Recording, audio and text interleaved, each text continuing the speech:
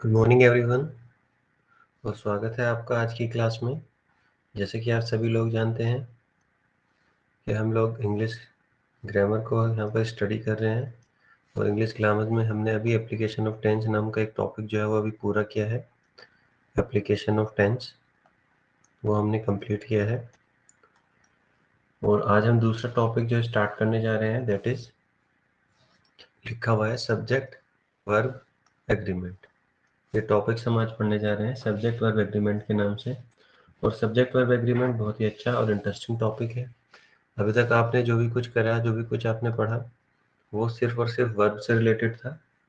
उसमें वर्ब कब आनी है, कैसे आनी है, वो सब चीज़ें आपने पढ़ी। और आज जो आप स्टडी करेंगे that is subject verb agreement. Subject verb agreement कुछ नहीं है माय डियर। आप देखेंगे तो सब्जेक्ट वर्ब एग्रीमेंट का मतलब है कि सब एग्रीमेंट क्या होता है बेसिकली, किन्हीं भी दो पार्टीज के बीच में एक म्यूचुअल अंडरस्टैंडिंग होती है। दो पार्टीज के बीच में म्यूचुअल अंडरस्टैंडिंग होती है और म्यूचुअल अंडरस्टैंडिंग से ये बात पता लगती है कि भाई ये चीज़ इस तरीके से होगी। जैसे आप घर बनवा रहे हैं, तो आपने सिविल इंजीनियर से या अपने कॉन्ट्रैक्टर से एक एग्रीमेंट किया कि भैया जब इतना इतना मकान आप बना दोगे तब मैं आपको इतनी इतनी पेमेंट दे दूंगा। इस तरीके से आपने उनसे एग्रीमेंट किया। इसी तरीके से आपने बैंक में अकाउंट खुलवाया। तो आपको बताया गया कि हमारी एग्रीमेंट है, यदि आपका 1,000 रुपये से मिनिमम बैलेंस कम हुआ तो आपके चार्ज काटे जाएंगे, पे साइन करके देते हो। इसी तरीके से आप कहीं पर भी जाएंगे, आपने कोई प्रॉपर्टी खरीदी, आप कोई प्रॉपर्टी खरीदते हैं तो प्रॉपर्टी खरीदने के बाद उसमें एक सेल एग्रीमेंट ऑफ सेल बनता है। क्या बनता है? एग्रीमेंट ऑफ सेल बनता है। एग्रीमेंट ऑफ सेल में क्या लिखा जाता है? भाई ये व्यक्ति है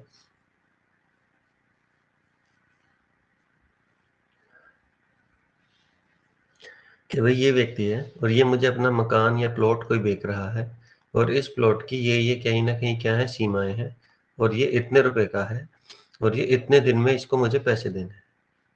तो ये सारी चीजें वो हमें बताता है कि ये इतने दिन में और इतने सारे पैसे ये हमें देगा।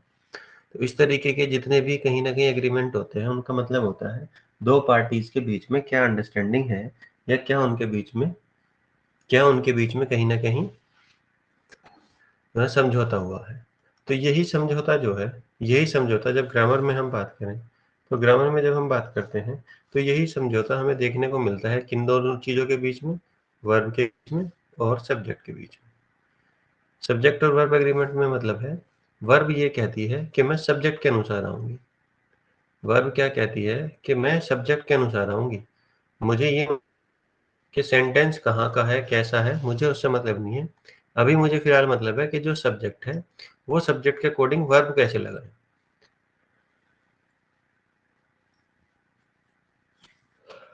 तो सब्जेक्ट के और वर्ब के बीच में जो एग्रीमेंट है उसी को अंडरस्टैंड करने के लिए हम ये टॉपिक पढ़ते हैं जिसका नाम है सब्जेक्ट वर्ब एग्रीमेंट। देखिए मैंने नीचे भी लिखा है इसका मतलब, according to which subject verb should be use. कहने का मतलब किस सब्जेक्ट के अनुसार कौन सी वर्ब का इस्तेमाल होना चाहिए, ये हम इस चैप्टर में पढ़ना होता है। तो देखिए इसमें कुछ रूल्स हैं, उन रूल्स को हम पहले स्टडी करेंगे। नंबर 1, देखिए मैं आपको पहले बता दूं क्या होता है जनरली। अगर आपकी अंडरस्टैंडिंग बहुत अच्छी है तो आपको किसी भी रूल की आवश्यकता नहीं है, आप अपनी अंडरस्टैंडिंग से ही सारे क्वेश्चंस को सॉल्व कर सकते हैं। लेकिन क्योंकि हम लोग स्टेट बोर्ड से पढ़े हुए हैं या नॉन इंग्लिश मीडियम से पढ़े हुए होते हैं, स्टेट बोर्ड से या नॉन इंग्लिश मीडियम बोर्ड से पढ़े हुए बच्चे होते हैं, तो उनको अंडरस्टैंडिंग उतनी बिल्ड नहीं हो पाती। और अंडरस्टैंडिंग बिल्ड ना होने की वजह से उनको थोड़ा सा अंडरस्टैंड कराने के लिए ये इस तरीके के नियमों को थोड़ा सा बताना पड़ता है, जिससे वो कहीं ना कहीं अपने आप को बेहतर महसूस कर सके। चलिए तो पहले बात करते हैं। पहला रूल जो है वो कहता है, if two subjects are combined with, यदि कोई भी दो सब्जेक्ट कंबाइन है, कंबाइन का मतलब जुड़े हुए हैं, यदि कोई भी दो सब्जेक्ट और वो जुड़े हुए हैं किन्हीं भी शब्दों से, और वो शब्द कौन कौन से हैं, जैसे सबसे पहला शब्द आता है एज वेल एज।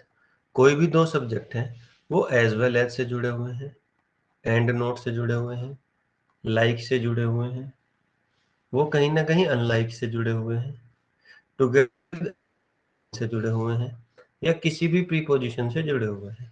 प्रीपोजिशन जैसे मैंने लिखी हुई है नीचे, with, of, along with, for, no less than, in addition to, besides, except, rather than, accompanied by, अगर इन शब्दों से वो जुड़ी हुई है तो आप ये मान के चलिए कि वो कहीं ना कहीं दो सब्जेक्ट को जोड़ रही है।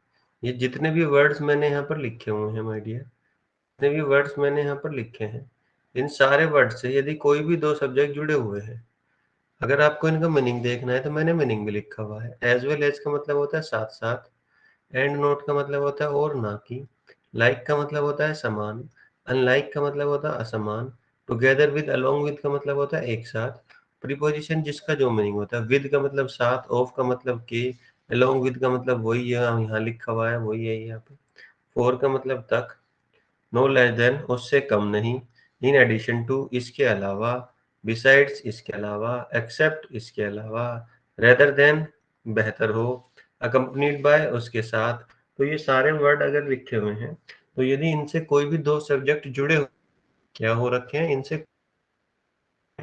तो आपको ध्यान रखना है कि जो वर्ब यूज सेंटेंस में और जो पॉजेसिव एडजेक्टिव, जो पॉजेसिव एडजेक्टिव आएगा वो हमेशा किसके अकॉर्डिंग आएगा, are used according to first subject, यानी कि के अनुसार आएगा। अब आप दोबारा से सुनिए मेरी पूरी बात को। मैंने आपको बताया यदि कोई भी दो सब्जेक्ट ऊपर दिए गए शब्द लिख के, यदि ऊपर दिए गए शब्दों से हुए हैं तो आपको अब उसमें एक कन्फ्यूजन होगा, भाई ही है तो आप लगा दोगे, लेकिन आपको पता लगा ही के अकॉर्डिंग वर्ब लगाएं या यू के अकॉर्डिंग वर्ब लगाएं। तो इसी कंफ्यूजन को दूर करने के लिए हम सब्जेक्ट वर्ब एग्रीमेंट पढ़ते हैं। तो ही लगाओ या शी लगाओ या यू लगाओ, तो आपको ध्यान रखना है यदि ऊपर दिए गए कोई भी शब्द के साथ दो सब्जेक्ट जुड़े हुए हैं तो उसमें जो भी कोई वर्ब आएगी और जो भी कोई पॉजेसिव एडजेक्टिव आएगा माय डियर, वो किसके अकॉर्डिंग आएगा, फर्स्ट सब्जेक्ट के अनुसार आएगा, वो आएगा फर्स्ट सब्जेक्ट के अनुसार। अब आप कहोगे सर वर्ब तो मुझे समझ में आ गई, वर्ब की तो मैं जानता हूँ, लेकिन ये पॉजेसिव एडजेक्टिव आप क्या बोल रहे हो, पॉजेसिव एडजेक्टिव क्या होता है? पॉजेसिव एडजेक्टिव पहले मैं आपको बता दूं, देखिए पहले मैं बता देता हूँ।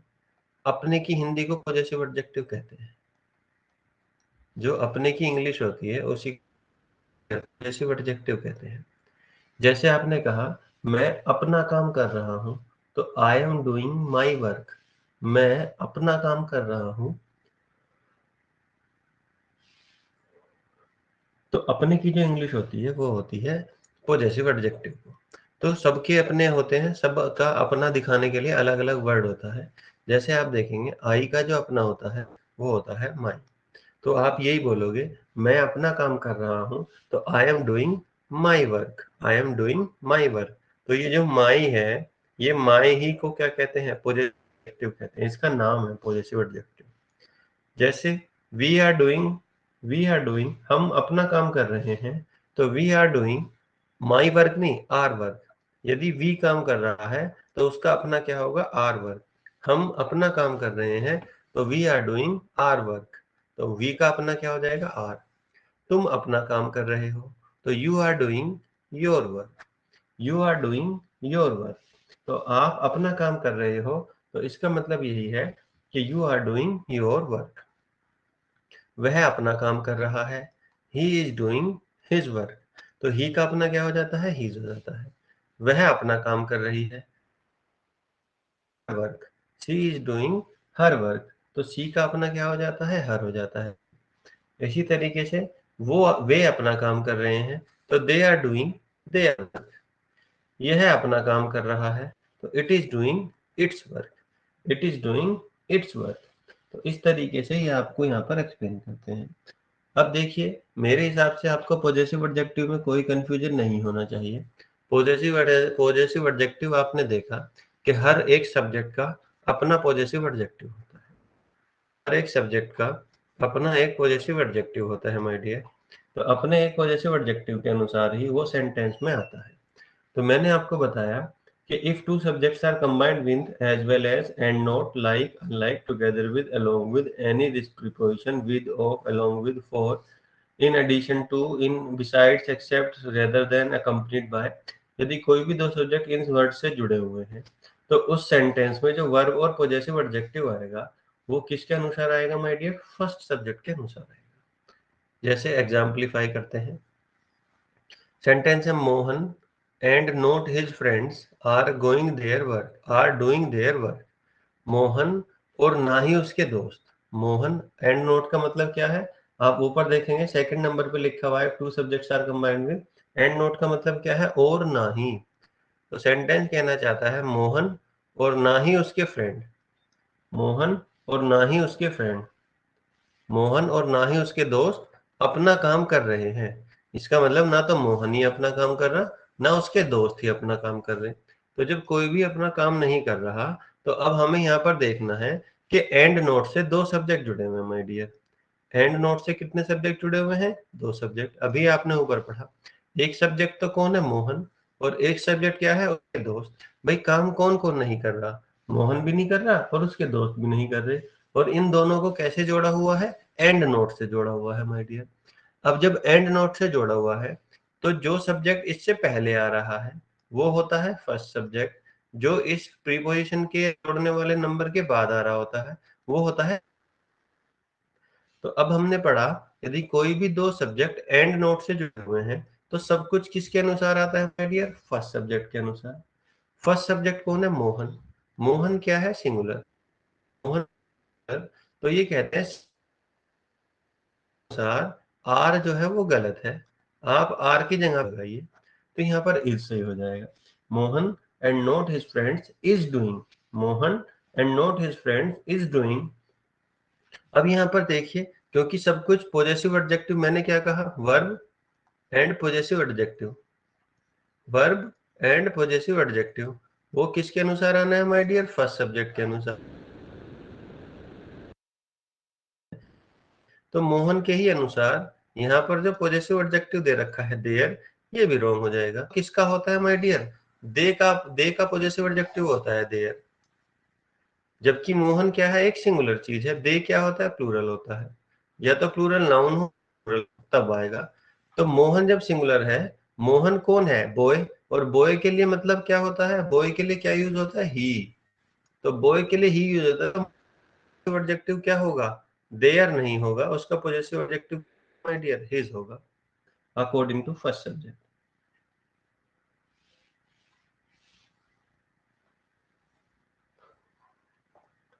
तो Mohan and not his friends are doing his work. तो आर की जगह पे क्या हो जाएगा? इज हो जाएगा। मैं दोबारा से आपको एक्सप्लेन करता हूं ताकि आपको कोई प्रॉब्लम ना रहे। हमने अभी ऊपर से पढ़ा है, आप देखेंगे क्या कह रहा है? Two subjects are combined. यदि कोई भी दो सब्जेक्ट कंबाइन है किससे? एज वेल एज से, एंड नोट से, लाइक से, अनलाइक से, टुगेदर विद, अलोंग विद और पोजीशन, जो वर्ब आएगी और पॉजेसिव एडजेक्टिव आएगा वो फर्स्ट सब्जेक्ट के अनुसार आएगा। पॉजेसिव एडजेक्टिव में बताया, आई का अपना क्या होता है? माई। वी का अपना, ही को आप समझ सकते हैं, ही किस किस के लिए यूज होता है? बॉय के लिए यूज होता है, मैन के लिए यूज होता है ना? कोई भी मेल का यूज होता है, गर्ल है, ठीक है, वुमन है, कोई भी अपना क्या होगा? हिज। इनका अपना क्या होगा? हर। दे का मतलब कोई प्लूरल चीज आती है, गर्ल, उन सब के लिए क्या यूज होता है? दे यूज होता है। और दे अपने आप में भी यूज होता है। तो अब आपने देखा यहाँ पर दो सब्जेक्ट है दोस्त, और दोनों किससे जुड़े हुए हैं? एंड नोट से जुड़े हुए हैं।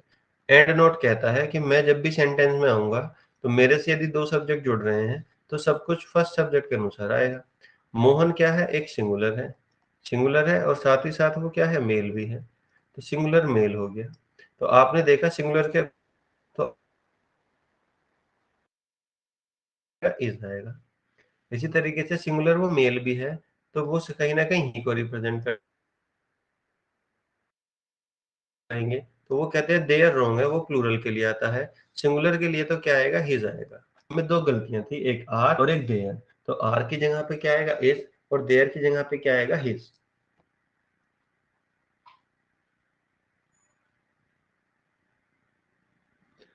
हाँ शौकीन, सेकंड पर्सन के अकॉर्डिंग नहीं आता है जब वो इन वर्ड से जुड़ा हो जो मैंने ऊपर लिखे हुए हैं, as well as, and, not, like, unlike, together with, along with.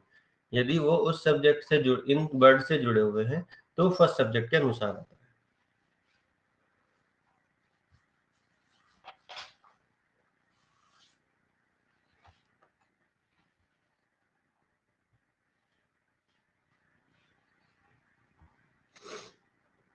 देखिए जैसे ये एग्जांपल है, Ram as well as his teachers are doing their work in the school ground, in the school ground।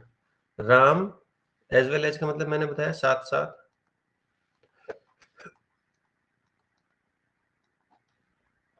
Ram साथ ही साथ उसके टीचर्स क्या कर रहे हैं, अपना काम कर रहे हैं स्कूल के ग्राउंड में। राम और उसके साथ साथ स्कूल के टीचर अपना काम कर रहे हैं स्कूल के ग्राउंड में। अब तुम्हें पता है स्कूल के ग्राउंड में कौन कौन काम कर रहा है, राम भी काम कर रहा है और उसके टीचर्स भी काम कर रहे हैं। तो राम भी काम कर रहा है और उसके टीचर्स भी काम कर रहे हैं। तो जब साथ साथ में दोनों चीजें काम कर रही हैं माय डियर, तो अब आपको ध्यान देना है कि वर्ब और पोजेसिव एडजेक्टिव किसके अकॉर्डिंग आना है। तो आपको पता है कि एज वेल एज एक ऐसा कॉम्बिनेशन वर्ड है जो जिन दो वर्डों को अपने साथ जोड़ता है, तो उसमें अपने आप ही सब कुछ किसके अनुसार आएगा, फर्स्ट सब्जेक्ट के अनुसार। तो एज वेल एज से एक तो राम जुड़ा हुआ है और एक जुड़ा हुआ हिज टीचर। राम पहले आ रहा है तो वो फर्स्ट सब्जेक्ट है, उसके टीचर बाद में आ रहे हैं तो वो सेकंड सब्जेक्ट है। तो फर्स्ट सब्जेक्ट के अनुसार राम कैसा है, वही अभी अभी जो पीछे गया, सिंगुलर मेल है। और सिंगुलर मेल के अकॉर्डिंग वो कहते हैं कि तो आर गलत है, आर की जगह पे क्या आना चाहिए, इज आना चाहिए। क्यों, क्योंकि वो फर्स्ट सब्जेक्ट के अनुसार आएगा और फर्स्ट सब्जेक्ट सिंगुलर है राम, तो आर की जगह क्या आएगा, इज। साथ ही साथ वो सिंगुलर मेल है तो वो कहते हैं पॉजेसिव एडजेक्टिव प्लूरल नहीं आएगा। सिंगुलर मेल के अकॉर्डिंग पॉजेसिव एडजेक्टिव भी क्या आना चाहिए, हिज आना चाहिए। तो Ram as well as his teachers are doing की जगह is doing his work in the school ground. तो आर भी गलत है और देयर भी गलत है। क्यों गलत है, क्योंकि वो प्लूरलिटी को शो करता है। क्योंकि उसने एग्जाम में क्या दिया है, एग्जाम्पल में क्या दिया है, हिज टीचर्स दिया है। तो लोग कंफ्यूज हो जाते हैं, भाई प्लूरल भी तो दे रखा है, उसके अकॉर्डिंग हो सकता है। लेकिन नियम ये कहता है यदि कोई भी दो subject as well as, and, not, like, unlike, together with, along with और किसी प्रीपोजिशन से जुड़े हुए हैं, तो the verb and possessive adjective in the sentence must be used according to first subject. और फर्स्ट सब्जेक्ट के according Ram is a singular male, और सिंगुलर मेल के लिए आर का यूज नहीं होता, इस का यूज होता है। और पॉजेसिव एडजेक्टिव में देयर का नहीं, हिज का यूज होता है। तो दैट इज व्हाई आर भी गलत है और देयर भी गलत, एंड हिज। एनी डाउट शौकीन?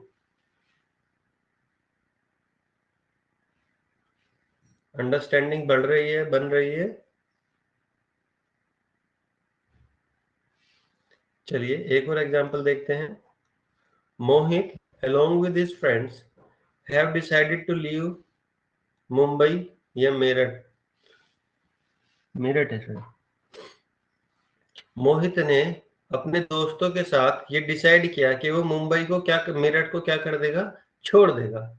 मोहित ने अपने दोस्तों के साथ ये डिसाइड किया कि वो मेरठ को क्या कर देगा, छोड़ देगा। तो अब आप खुद देखिए, मोहित है और उसके दोस्त हैं, सिर्फ मोहित ने डिसाइड नहीं किया, मोहित ने अपने दोस्तों के साथ डिसाइड किया। तो अलोंग विद से जोड़ दिए दो सब्जेक्ट, एक तो मोहित को और एक उसके दोस्त को।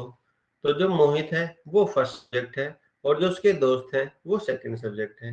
और यदि अलोंग विद से कोई दो सब्जेक्ट जुड़ रहे हैं तो ये कहते हैं सब कुछ किसके अनुसार आएगा, फर्स्ट सब्जेक्ट के अनुसार।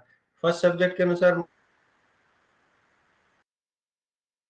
ये कहते हैं हैव नहीं आएगा, वर्ब क्या आनी चाहिए, हैज आ जाएगा माय डियर। तो Mohit along with his friends has decided to leave Meerut, ना कि have. Get my point Shaukeen, Dil Mohammad?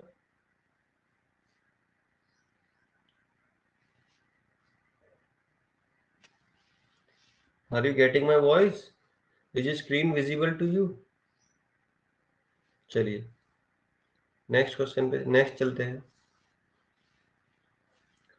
अब देखिए रूल 2 आ जाता है, रूल नंबर 2।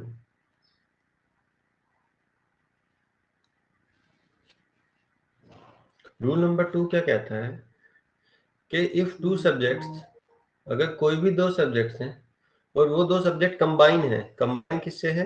इन वर्ड से, और से, ईदर और से, नीदर नोर से, not only but also, none but, यदि इन सारे वर्ड से कहीं ना कहीं दो सब्जेक्ट,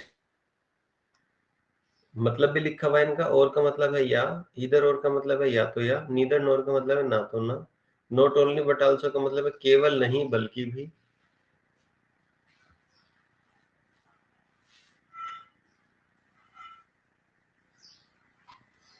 ठीक है।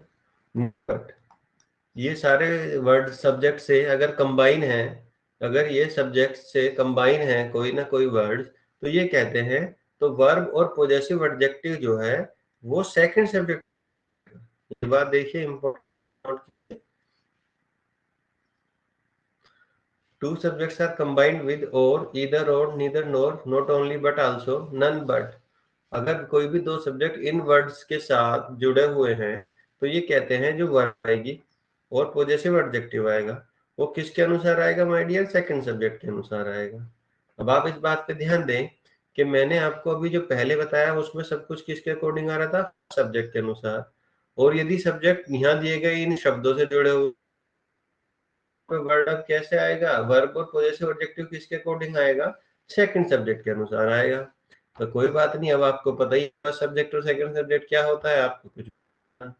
जैसे आपने देखा एग्जाम्पल 1 में क्या कह रहा है, यू और your father have withdrawn money from bank today. आपने देखा, आप बैंक में गए, आपने देखा बैंक में पैसे एंट्री निकले हुए हैं, तो आपका अकाउंट ज्वाइंट था। तो बैंक वाले ने कहा कि भाई या तो तुमने या तुम्हारे पिताजी ने पैसे निकाले हैं बैंक से आज, या तो तुमने निकाले हैं या तुम्हारे पिताजी ने आज बैंक से पैसे निकाले हैं। अब यहाँ पर देखिए दो लोगों की बात हो रही है, या तो तुमने या तो या तो तुमने या तुम्हारे पिताजी ने बैंक से पैसे निकाले हैं। अब देखिए और से दो सब्जेक्ट जुड़े हैं, एक तो यू, फादर।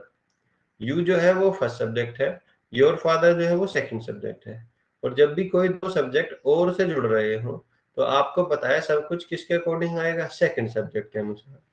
और सेकंड सब्जेक्ट जो है वो योर फादर है, और योर फादर का मतलब है ये सिंगुलर है, थर्ड पर्सन। सिंगुलर है थर्ड पर्सन, क्योंकि कितने फादर दिखा रखे हैं? सिर्फ एक, एक फादर सिंगुलर है। और सिंगुलर के अनुसार वो कहते हैं हैव रॉन्ग है, सिंगुलर के अनुसार ये कहते हैं हैव रॉन्ग है, हैज आना चाहिए, क्योंकि सेकंड सब्जेक्ट आपका सिंगुलर है। तो सेकंड सब्जेक्ट आपका सिंगुलर है इसीलिए हैव आएगा ना कि हैज। क्यों? क्योंकि फादर क्या है? सिंगुलर थर्ड पर्सन है, और सेकंड सब्जेक्ट के अनुसार आएगा जब और लगा होगा। एक और एग्जांपल देखिए, nor his friends wants to go their home, neither he nor his friends wants to go their home। अब देखिए दो सब्जेक्ट है यहाँ पे, एक है ही, एक है his friends, एक है ही और एक है his friends। ना तो वो, नीदर का मतलब क्या होता है? ना तो वह, और नोर का मतलब होता है ना। तो ना तो ना का कॉम्बिनेशन होता है ये। तो ना तो वह, ना उसके दोस्त अपने घर जाना चाहते हैं, यानी कि कोई भी अपने घर नहीं जाना चाहता।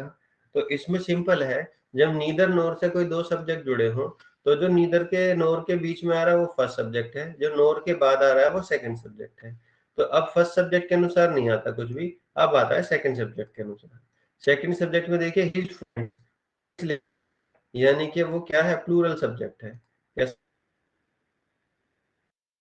और आपको पता है प्लूरल सब्जेक्ट के साथ वर्ब में ऐसा ये तो वांट्स रॉन्ग हो जाएगा, सिर्फ आपको क्या यूज करना पड़ेगा? वांट। क्योंकि प्रेजेंट इंडेफिनिट में आपने पढ़ा सिंगुलर सब्जेक्ट के साथ वर्ब में एस लगता है और प्लूरल सब्जेक्ट के साथ वर्ब की फर्स्ट फॉर्म आती है। तो हिज फ्रेंड्स बहुत सारे हैं तो वो प्लूरल है, प्लूरल होने की वजह से ये वांट्स में से एस हट जाएगा और सिर्फ वांट लगा रहेगा। इसी तरीके से क्योंकि उसके दोस्त प्लूरल है तो प्लूरल वो करेक्ट हो जाएगा, क्योंकि प्लूरल सब्जेक्ट के साथ आपने अभी पढ़ा एडजेक्टिव जो है वो क्या होता है? प्लूरल होता है। तो देयर करेक्ट हो जाएगा।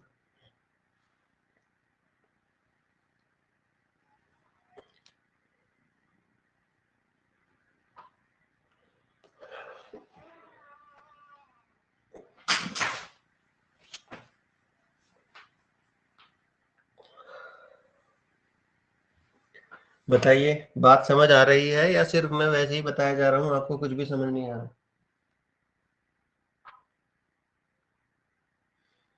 शौकीन,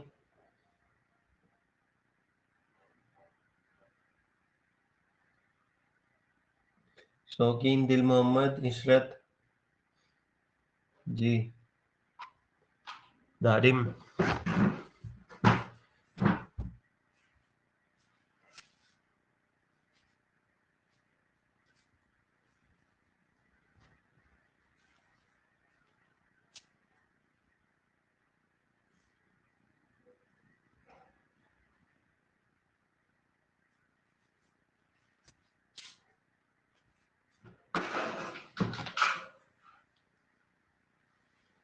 इशरत जी। चलिए, तो इसी तरीके से एक नेक्स्ट एग्जांपल है। अगर आप लोगों ने फ़ोन अपना वर्टिकल रखा हुआ है, तो वो गलत दिखाएगा, आपको विज़िबल नहीं होगा। आपको अपना फ़ोन इस तरीके से करना है, यहाँ इस तरीके से रख के देखना है, आपको बिल्कुल क्लियर विज़िबल होगा। वर्टिकल रखिए, हॉरिजॉन्टल मत रखिए फ़ोन को। और फ़ोन की स्क्रीन के ऊपर यहाँ पर आप देखेंगे, मोबाइल को रोटेट करने का एक ऑप्शन आएगा, स्क्रीन को इस तरीके से रोटेट करने का ऑप्शन आ रहा होगा। वहाँ से आप अपने फ़ोन को वर्टिकल कर लीजिए, जिससे आपको सही दिखेगा। Singular number and plural number clear करना है। बताओ, क्या कन्फ्यूज़न है? इसमें तो कोई कन्फ्यूज़न नहीं होना चाहिए मेरे हिसाब से। फिर भी मैं आपको बता ही देता हूँ। देखो ना, सिंपल तो है भाई, फादर है, एक है, तो ये सिंगुलर ही है। सन्स है, सन ज़्यादा हो गया ऐसे लग गया तो ये प्लूरल है। इसमें तो कोई टेंशन नहीं होना चाहिए। ये ही है, ये सिंगुलर है। हिज फ्रेंड्स हैं, बहुत सारे दोस्त हो गए, फ्रेंड्स हो गए, तो ये प्लूरल हो गया। अगर मैं तो खुद ही एक्सप्लेन कर देता हूँ सब कुछ, आपके लिए कुछ छोड़ता ही नहीं हूँ। फिर भी आप पढ़ते रहिए, आपको खुद ही क्लियर हो जाएगा कि क्या सिंगुलर है, क्या प्लूरल है, क्योंकि रटने से तो कोई फ़ायदा नहीं है। अब आप खुद देखिए, आपने ये रटा थोड़ी है, वांट्स प्लूरल है, वर्ब है, सिंगुलर वर्ब है, तो आपको अपने आप ही देख के याद आ गया। ऐसे ही आपने हैव और हैज़ यहाँ पे देखा, आपने यहाँ पे हैव और हैज़ देखा अभी, हैव का हैज़ हो गया, तो ये अपने आप ही सिंगुलर हो गया, प्लूरल हो गया। तो आप थोड़ा-सा पढ़ेंगे ना, आपको 2-3 टॉपिक जब आप पढ़ लेंगे, आपको खुद ही क्लियर हो जाएगा, कोई कन्फ्यूज़न नहीं है किसी भी तरीके का। और कोई होया करे तो आप मुझसे तुरंत मैसेज कर लीजिए करें, सर मुझे नहीं पता, बच्चों को छोड़ो, जिनको आता है आता है, आप मुझसे तुरंत मैसेज करो, सर सिंगुलर प्लूरल इसमें मुझे कन्फ्यूजन हुआ, आपने ये बताया मुझे समझ नहीं आया, मैं वहीं एक्सप्लेन करूंगा उस चीज को। देखिए, थर्ड पे आते हैं हम, थर्ड एग्जाम्पल पे आते हैं। Not only the father but also the sons were arrested. Father और सन को अरेस्ट कर लिया गया, तो क्या कहा जा रहा है कि केवल फादर ही नहीं, इसका मतलब क्या होता है, केवल नहीं, केवल फादर ही की भी, इसका मतलब होता है बट आल्सो का, बल्कि भी, केवल फादर ही नहीं, बल्कि अरेस्ट किए गए हैं। केवल फादर ही नहीं, बल्कि बेटे भी क्या किए गए हैं, अरेस्ट किए गए हैं। एक बात का ध्यान रखना, पहली बात तो जब नॉट ओनली आएगा, उसके साथ कॉम्बिनेशन में हमेशा बट आल्सो होना चाहिए। यदि नॉट ओनली के साथ और कोई कॉम्बिनेशन रखा है, तो वो सेंटेंस वैसे ही गलत हो जाता है। तो नॉट ओनली के साथ बट आल्सो भी आना जरूरी है। तो ये इसकी एक खासियत होती है कि नॉट ओनली के साथ बट आल्सो भी आना चाहिए। आगे देखें अगर, तो आगे देखें तो अब नॉट ओनली और बट आल्सो से दो सब्जेक्ट जुड़े हुए हैं, एक तो फादर और एक सन। फादर क्योंकि पहले आ रहा है तो ये फर्स्ट सब्जेक्ट है, सन बाद में आ रहा है तो ये सेकंड सब्जेक्ट है। अब देखिए, फादर को देखिए, ये सिंगुलर सब्जेक्ट है। सिंगुलर सब्जेक्ट क्यों है? क्योंकि इसमें कोई एस नहीं लगा हुआ। सन्स को देखिए, सन्स जो है वो कैसे है, बहुत सारे हैं। सन कितना, एक नहीं, सन्स लिखा हुआ है, यानी कि वो प्लूरल सब्जेक्ट है और सेकंड सब्जेक्ट है। प्लूरल सब्जेक्ट के अनुसार वो कहते हैं वर्क, कोई दिक्कत नहीं। तो सेंटेंस कैसा हो गया my dear, no error. Sentence कैसा हो गया, नो एरर। सेंटेंस कैसा हो गया, नो एरर। क्यों? क्योंकि हमारा सेकंड सब्जेक्ट कैसा था, प्लूरल था, और प्लूरल के अकॉर्डिंग जो वर लगी हुई है, ये करेक्ट फॉर्म लगी हुई है, कोई दिक्कत ही नहीं। इसमें एक अच्छा एक्सेप्शन है, ये याद रखना, पेपर में बहुत आता है, नोट है ये। मैंने आपको पहले ही दिन क्लास में ही बताया था कि जो भी नोट मैं बताऊंगा वो इम्पोर्टेंट है सारे। नोट क्या है? यदि और इंटेरोगेटिव सेंटेंस में दिया हो, तो हेल्पिंग वर्ब को देखिए अभी हमने ऊपर क्या पढ़ा, ऊपर हम पढ़ा कि यदि दो सब्जेक्ट कंबाइन है किससे, और से, तो वो वर्ब और पॉजेसिव एडजेक्टिव किसके अकॉर्डिंग आती है माय डियर, सेकंड सब्जेक्ट के अनुसार। एक्सेप्शन है, वो क्या कह रहा है, यदि और इंटेरोगेटिव सेंटेंस में दिया हो, यदि और को इंटेरोगेटिव सेंटेंस में दे रखा हो, तो वर्ब किसके अकॉर्डिंग आएगी, फर्स्ट सब्जेक्ट के अनुसार आएगी, फर्स्ट सब्जेक्ट के अनुसार। लेकिन वो सेंटेंस कैसा होना चाहिए, इंटेरोगेटिव, यानी कि पर्सन वाचक, क्वेश्चनेबल सेंटेंस होना चाहिए। जैसे यहाँ देखिए, डज आई और ही हेल्प देम इन डीड, क्या वास्तव में मैंने और उसने उनकी मदद की, क्या वास्तव में मैंने और उन्होंने उसने उनकी मदद की, क्वेश्चन है इंटेरोगेटिव। क्या इसमें यहाँ पे क्वेश्चन मार्क आना चाहिए था, उसने गलती से टाइप नहीं किया होगा, लिखा नहीं है उसने। यदि और इंटेरोगेटिव सेंटेंस में दिया हो तो हेल्पिंग वर्ब को फर्स्ट सब्जेक्ट के अनुसार लगाते हैं। ठीक है माय डियर। तो अब आप देखेंगे ये एक इंटेरोगेटिव सेंटेंस है और ये और से दो सब्जेक्ट जुड़ रहे हैं, ये जो और लिखा हुआ है इससे दो सब्जेक्ट जुड़े हुए हैं, आई और ही। अगर हम बेसिक उस पे चले तो हेल्पिंग वर्ब इसमें डज है, उससे चले जो हमने अभी तक पढ़ा तो उसमें सेकंड सब्जेक्ट को है ही, तो ही के अकॉर्डिंग तो डज करेक्ट है। लेकिन यही इसका क्वेश्चन की खासियत है कि यदि इंटेरोगेटिव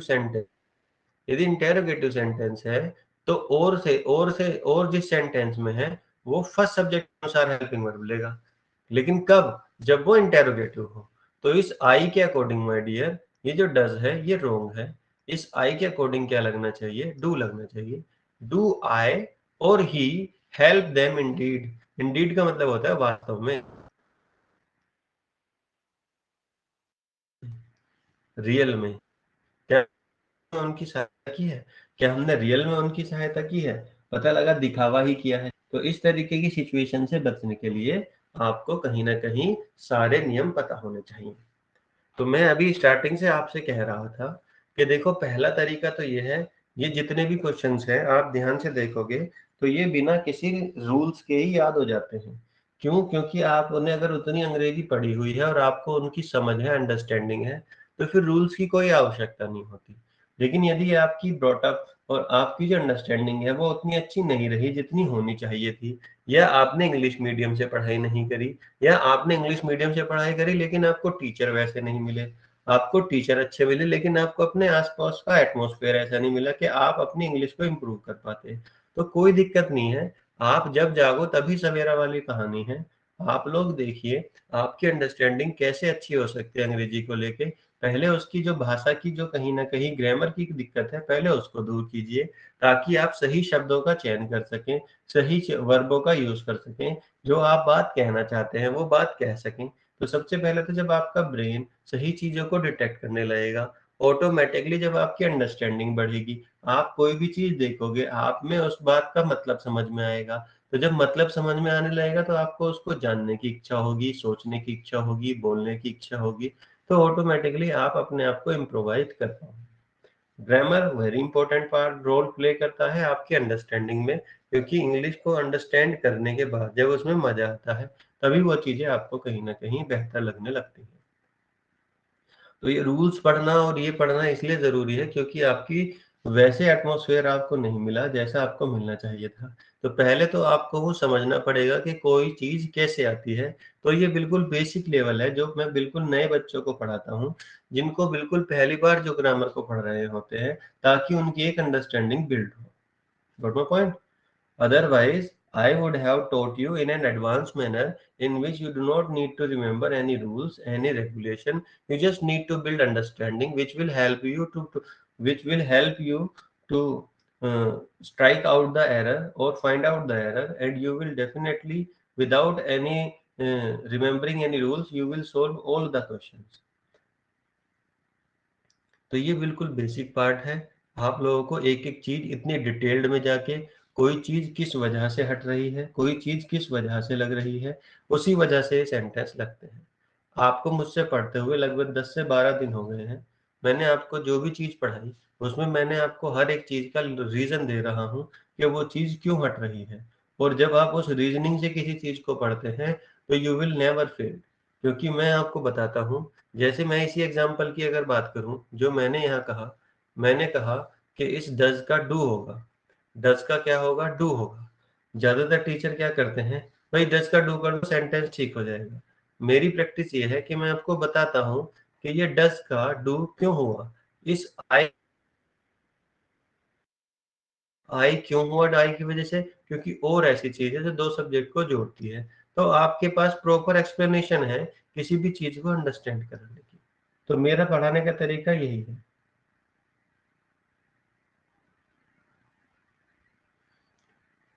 हाँ दिल मोहम्मद, मेरी कोशिश यही रहती है कि मैं आपका इंटेलेक्चुअल लेवल बढ़ाऊं।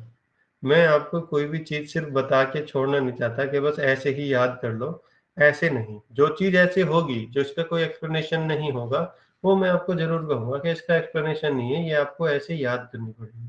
लेकिन अगर आप एक 18 साल से 20 साल से बड़े बच्चे हो और आपकी आपने आईक्यू रखते हो, तो आपके जिज्ञासा को, आपकी क्यूरियोसिटी को और आपकी प्रॉब्लम्स को अगर सोल्व कराना है तो वो लॉजिकली सोल्व होना चाहिए। ऐसे नहीं कि मैं इमोशनली आपको सोल्व करा दूं। आपके पास हर चीज का लॉजिक होना चाहिए।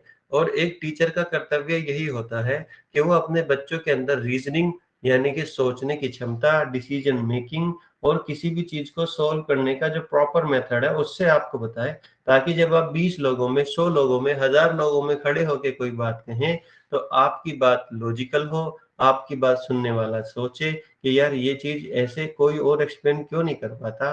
Just because you have gone through it logically, तो आप उसका आंसर भी लॉजिकली ही देंगे। ऐसा नहीं हो सकता कि आप लोगों ने कुछ भी नहीं पढ़ा और आप लोग कुछ भी कि हाँ ये तो ऐसे ही होता है, हवा में बात कर दी, उससे कुछ नहीं होता।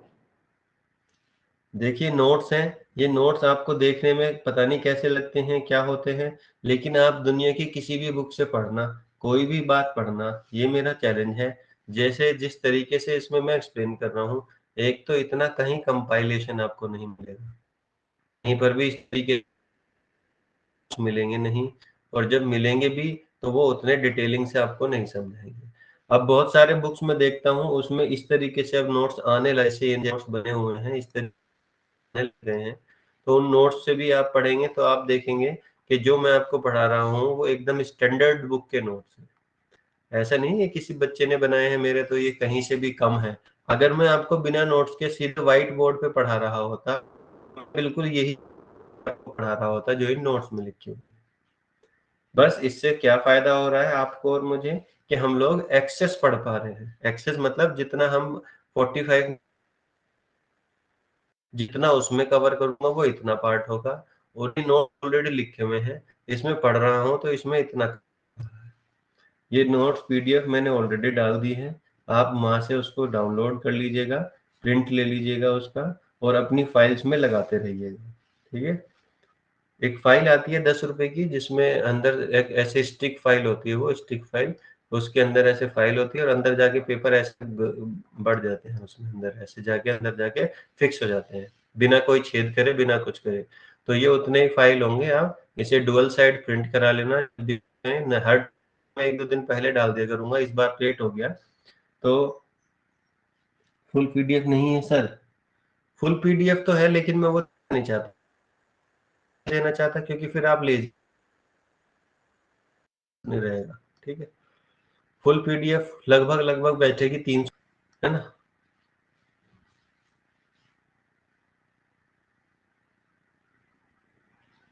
डाउनलोड होकर मोबाइल में सेव नहीं होता, स्टडी मटेरियल वाले सेक्शन में नहीं होता। चलिए, इशरत फातिमा कह रहे हैं प्रिंट कैसे होगा, मींस डाउनलोड होकर मोबाइल में सेव नहीं होता। कोई नहीं, हाँ ये वाली प्रॉब्लम मुझे 2-3 बच्चे और बता रहे थे। मैं एक काम करूंगा, सर आपको ना, जो सर हैं जिनसे आपकी बात हुई होगी, उन सर से बोल दूंगा कि वो आपको व्हाट्सएप पे भेज देंगे। ठीक है। और मैं कोशिश कर ज़्यादा भिजवा देता हूँ ताकि आपको बार बार प्रिंट के लिए जाना पड़े। मैं आपको देखता हूँ मैक्सिमम जितने भी नोट्स हैं उन्हें एक बार प्रिंट करवा के आपको भेज देता हूँ, आपको हेल्प हो जाएगी फिर। ठीक है।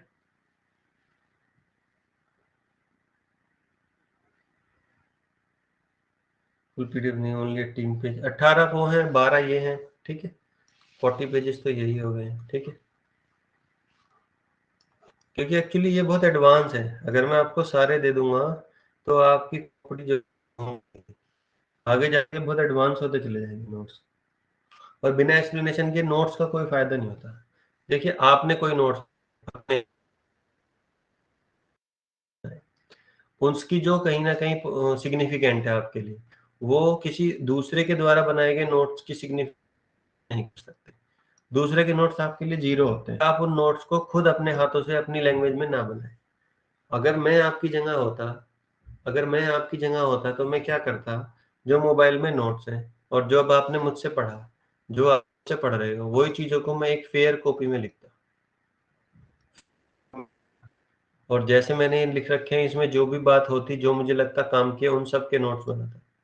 उससे 2 चीज़ें होती, एक तो जो मैंने पढ़ा, फिर मैंने समझा और फिर मैंने उसे लिखा। तो जब ये तीनों प्रोसेस पूरा हो जाता है, तो आपके दिमाग में रिटेन होने की पावर उसकी ज़्यादा हो जाती है। यानी कि आप उसे ज़्यादा टाइम तक रिटेन कर सकते हैं अपने माइंड में। एक तो पहले तो पढ़ा, ठीक है? फिर एक्सप्लेनेशन सुनी, उसके बाद उसे लिखा। तो आप देखेंगे कि आपकी रिटेंशन पावर उन टॉपिक्स की बढ़िया होगी, जिन टॉपिक्स को आपने इस तरीके से याद किया है।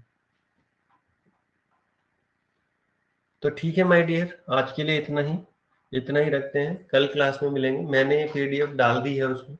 बाकी आप लोगों को मैं देखता हूँ किसी और माध्यम से भी आपको भेजते हैं, व्हाट्सएप से या टेलीग्राम होता है आपके जाते हैं। इसको जितने भी आप लोग इस बैच में बच्चे हैं, उन सबको ये भिजवाते हैं। ठीक है, थैंक यू सो मच। कोई डाउट है तो आप मुझे बताइए, अदरवाइज क्लास को कवर करते हैं पूरा।